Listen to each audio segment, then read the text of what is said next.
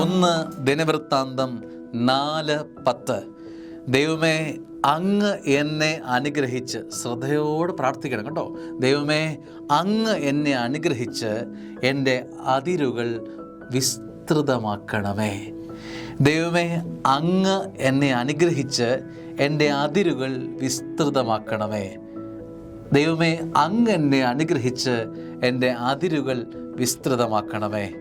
ചുറ്റപ്പെട്ട ഒരു മതിലനുഭവം, കെട്ടിയടയ്ക്കപ്പെട്ട ഒരനുഭവം, നിൻ്റെ ജീവിതത്തിൻ്റെ ദിശയും നീട്ടവും അളവും എല്ലാം തിട്ടപ്പെടുത്തി മനുഷ്യബുദ്ധി കൊണ്ട് വെച്ചിരിക്കുന്നെങ്കിൽ ഇതിനപ്പുറം കടക്കാൻ സ്വർഗത്തിൻ്റെ അനുഗ്രഹം നിന്നിലേക്ക് എത്തുകയാണ്. മനുഷ്യൻ പറഞ്ഞു നീ ഇവിടെ വരെ പോകൂ, ദൈവം പറഞ്ഞു നീ ഇത് അതിര് കടക്കും. ഇതാണ് സ്വർഗത്തിൻ്റെ അനുഗ്രഹത്തിൻ്റെ പ്രത്യേകത. ദൈവമേ, എന്നെ അനുഗ്രഹിച്ച് എൻ്റെ അതിരുകൾ വിസ്തൃതമാക്കണമേ. നിനക്ക് എത്ര പഠിക്കാൻ കഴിയുള്ളൂ എന്ന് നീ പറയുന്നു, നിൻ്റെ അധ്യാപകൻ പറയുന്നു, ദൈവം പറയുന്നു.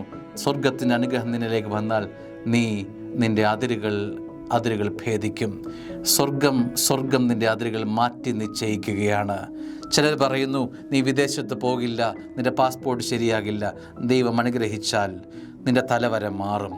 മനുഷ്യൻ പറയുന്നതല്ല, സ്വർഗീയ അനുഗ്രഹം വന്നെത്തിയാൽ നിൻ്റെ അതിരുകൾ വിസ്തൃതമായി പോകും. നിനക്കൊരു ഭവനമുണ്ടാകില്ല, നിനക്കൊരു ഉയർത്തെഴുന്നേൽപ്പുണ്ടാകില്ല, നിനക്ക് മെച്ചമുണ്ടാകില്ല.